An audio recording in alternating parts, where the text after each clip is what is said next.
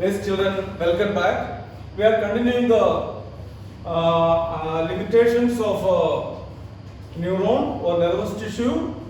There are two limitations for the nervous communication. First one, the nervous tissue is not connected to each and every cell in our body. The nervous impulse will not be reaching to those cells which are not connected. Second limitation is that once the nerve impulses are resetted and transmitted, it will take some time for the next impulses to be generated. So these are the two limitations of the nervous tissue or neuron. Now to overcome this limitation of nervous communication, we have an endocrine system. You know, endocrine system consists of endocrine glands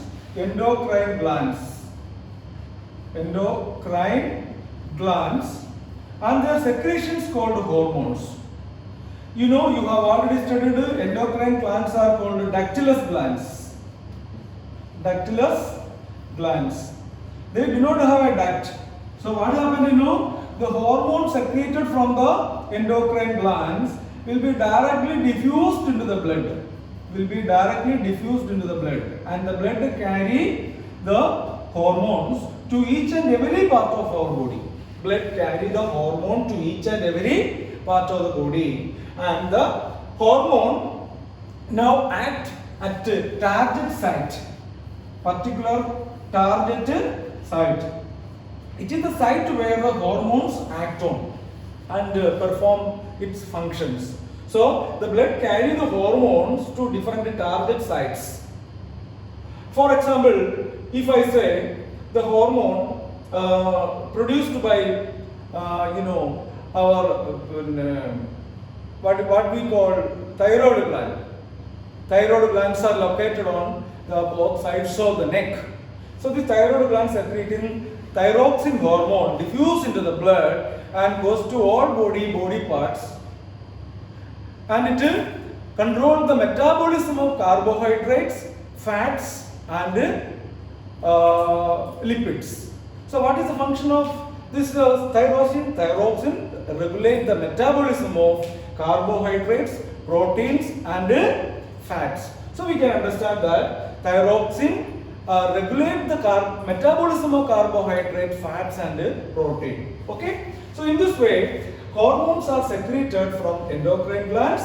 It diffuses into the blood. Then blood carry it to various target sites where they perform functions.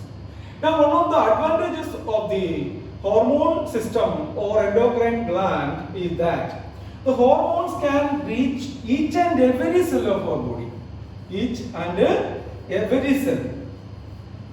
Hormone can reach each and every cell of our body. It is not possible through the nervous communication.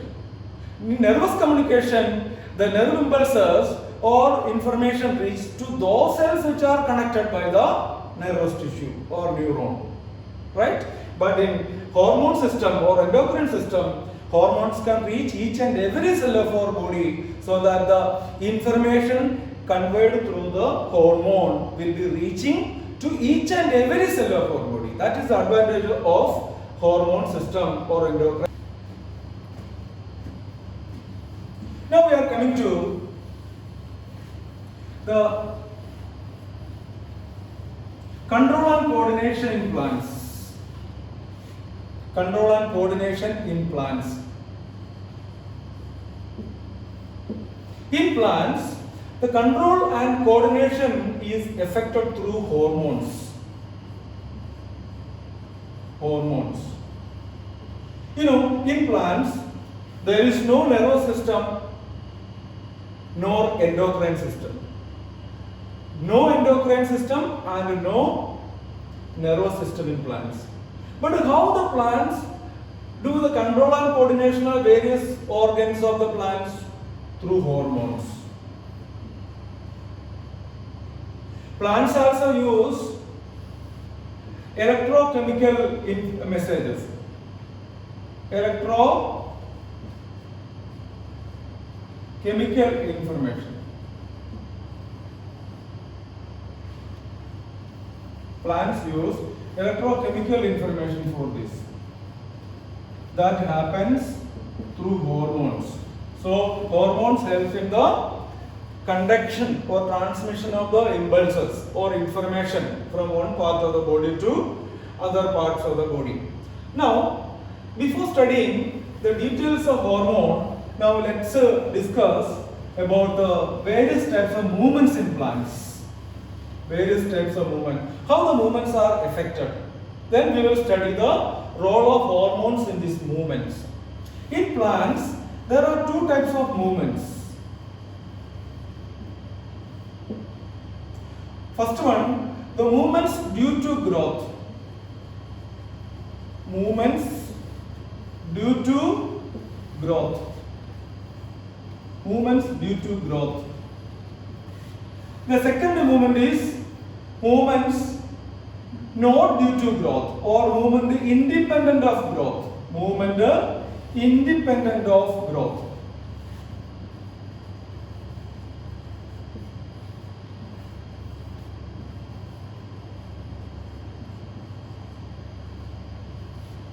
Movement independent of growth. So movement due to growth is also called movement dependent on growth. Dependent.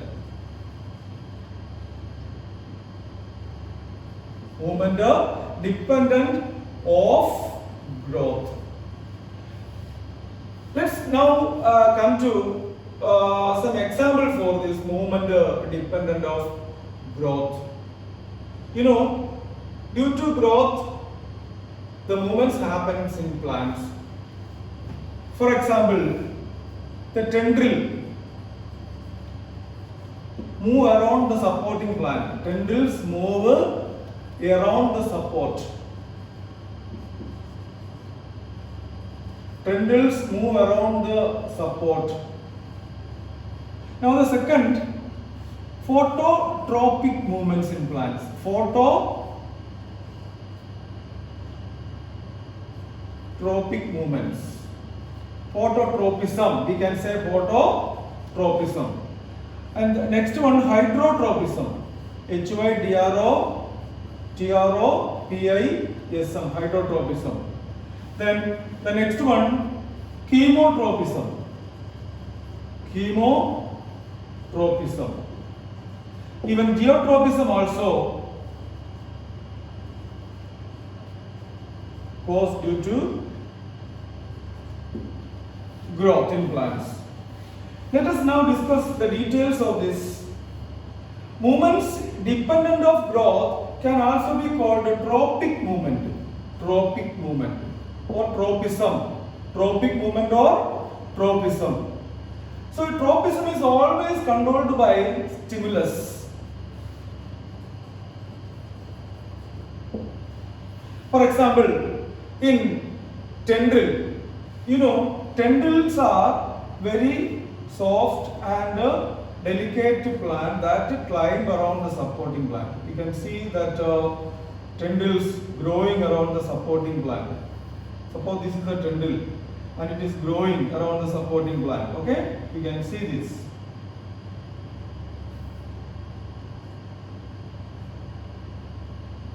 Suppose this is the tendril.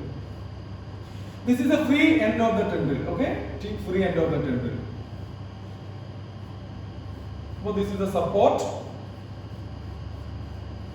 and this is the tendril. For example, cucurbita, Vitis vinifera, that is grapes. All plants are climbers. Soft stemmed plant body. They climb around the supporting plant. And you can see the tendril. This tendril at the tip of the stem, that growing part. How this tendril move around the support. You know, this is due to a hormone. This is due to a hormone. When light comes to this tendril or light, suppose this is the light. Light comes to this tendril. And when the light comes to the tendril, the hormones, what hormone? Particularly auxin. AUXIN. Auxin from the lighted side goes to the dark side. When light falls on the tendril, the auxin produced at the tip of this tendril will be diffused to the shaded side. Will be diffused to the shaded side. So what happened, in the shaded side, the auxin is accumulated. Because of this, auxin promote the growth of the cells. In the shaded side, that is the side which is in contact with the support. The tendril contact with the supporter with the shaded side, or the side which is in touch with the support, where the auxin promote the growth of the cells. Auxin promote the growth of the cells. Right? As a result, this part, the cells grow faster than the tip of the tendril. So, the part of the tendril which is in contact with the stem or contact with the support grows faster than the free end of the tendril. Why it grows faster? Because of the auxin present here. This is the reason why this part grows and move around the supporting gland. So here light is one of the stimulus. Because of the light, the tendrils move around the supporting gland. Light and auxin.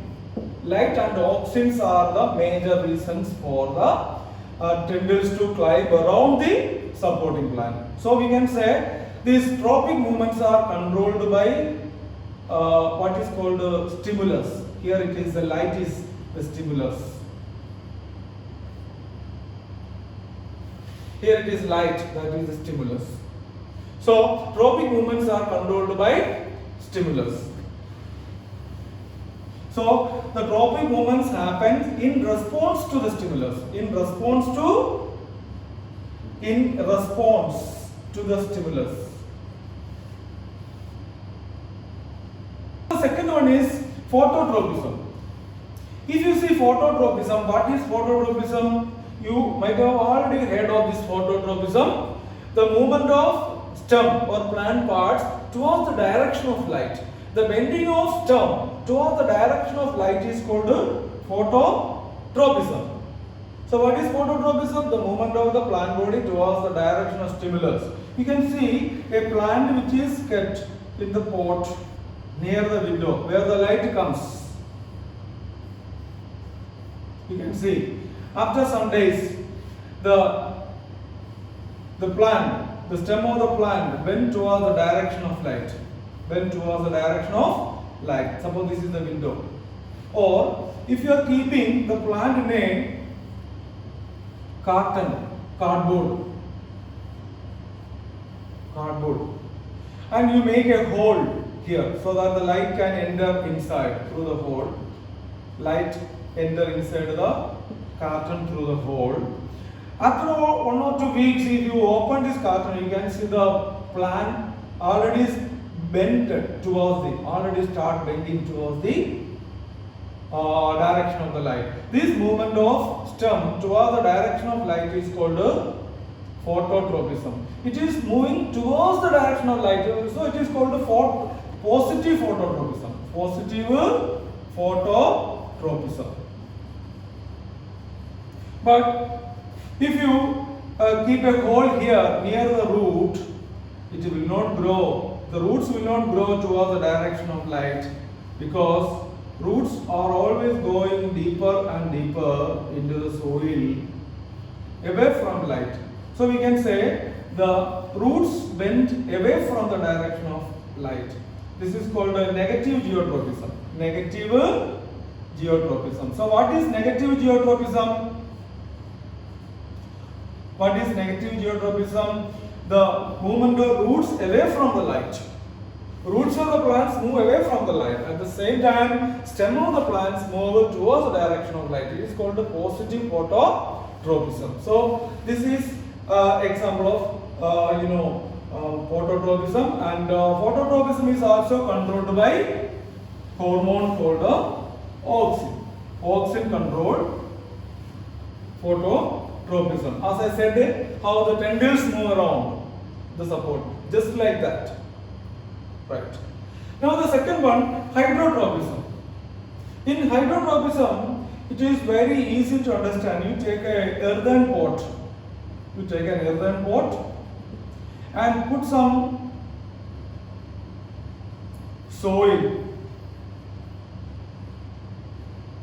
Into the soil, you add a few germinating seeds.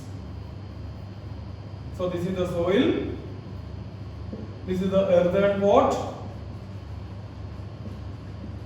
And these are the seeds. Okay. Now you keep this entire setup in a tray containing wet sawdust. This is wet sawdust. Wet sawdust with a lot of water. Okay. Sawdust means wooden powder. Wooden powder. After grinding the wood, you can get sawdust. The sawdust is wet here. After 1 or 2 weeks, if you open and see this, you can see the roots of the seeds start bending towards the direction of water. Bending towards the direction of water. These roots show positive hydrotropism. Roots show positive hydrotropism. So what is hydrotropism? The movement of the plant parts towards the direction of water. Hydro means water. Tropism means bending towards or growing towards it. Now we are studying the movement due to growth. So hydrotropism is an example of growth movement due to growth in the presence of water. Now the next one is chemotropism. In chemotropism, you can see the plant organs grow towards the direction of chemicals. For example, the pollen grain after pollinating on the stigma, this is the pollen grain, okay? Pollen grain or pollen, this is the stigma. Now the pollen tube comes down, pollen tube germinate. Because of the chemical present on the, here are a lot of chemicals. And finally the pollen tube comes to the ovule. Ovule here, inside the ovary. Okay? The ovule now comes and enter into the ovule. So this is called pollen growth. The growth of the pollen grain towards the ovule is due to chemicals present in the stigma, style and all the parts of the ovary. Understood? So the germination of the pollen grain or microspores, pollen grain towards the ovule is an example of chemotropism. So chemotropism is the movement of the plant parts towards the direction of chemicals. Now geotropism. Geotropism, usually the roots grow towards the earth or interior to the earth. So this is the gravitational.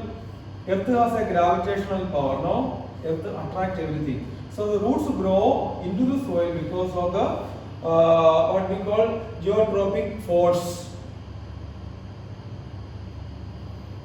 Okay, of the earth. This is called geotropism. So the roots grows towards the earth or downward towards the earth because of geotropism.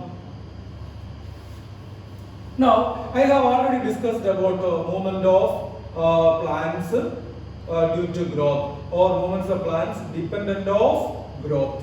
Now, the second types of movements in plants is movements of plants independent of growth. You must please understand one thing. The trophic movements are movements of plants in response to the direction of stimulus.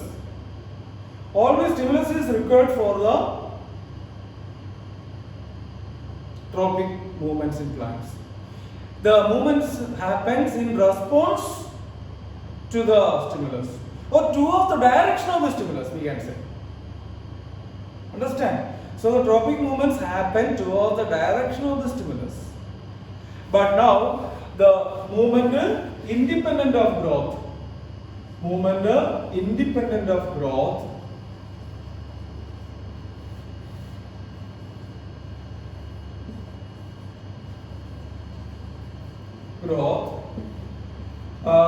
We call it a nastic movement or nastism. nastism. For example, a touch me not plant. Touch me not plant. Touch me not plant is called a mimosa plant. You know mimosa, you can see mimosa with leaves which is very much dissected, or compound leaf. Leaves which are so much dissected into small leaflets. We can see this type of leaves in touch me not plant. Such plants, when we touch the plant in any part, not only these leaves, any opposite direction, suppose this is another region and this is any part of the plant you touch, the leaf will bend first. It will bend down and droop down. The bending and drooping of the leaves when we touch it is due to stimulus, but not towards the direction of stimulus. It is away from the direction of stimulus. Any part you can touch this plant. But the bending and drooping of the touch me not leaf is in one direction, particular direction. It means that though stimulus is required for these nastic movements, the movements are not towards the direction of stimulus. It is away from the stimulus. That is one of the unique feature of nastic movements. Why these movements happen? Because of the amount of movement of water, amount of water. The amount of water in the leaf will come down. The water move from cell to cell, and the cell to cell. The water move from cell to cell, and the leaf now with more water. Oh, the stalk of the leaf near the stalk of the leaf near the leaf with more water, because of the movement of the water from cell to cell, the cell shrink and droop down. Cell shrink and droop down. So we can understand that touch me not plant, the movement is called a nastic movement, which is independent of growth. Which is independent of growth. So nastic movements. One more point, the movement is due to growth. We cannot say it is not due to growth. It is not growth. That's why it is independent of growth. And the movement of these plant organs or the leaf not toward the direction of the stimulus. It is away from the direction of the stimulus. Hence it is called a nastic movement.